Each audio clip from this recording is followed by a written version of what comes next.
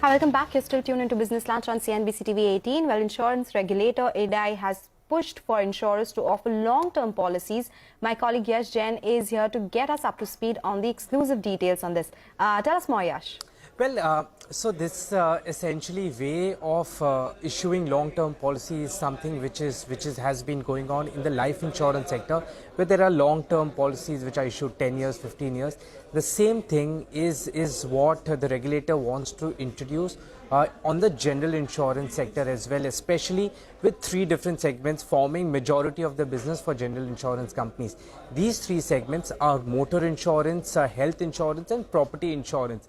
Essentially, the regulator wants to bring in long-term insurance policies in all these three motor, health and property insurance segments. A 21-member working committee has been formed. Now, this working committee has representation from the general insurance industry, from the regulatory side, from the banking side, and this committee essentially is expected to give its recommendations and suggestions to the insurance regulator in terms of what could be the structure, how would the long-term products in all these three segments work, as well as what could be the pricing mechanism and accounting mechanism as far as these long-term motor, health or property insurance is concerned.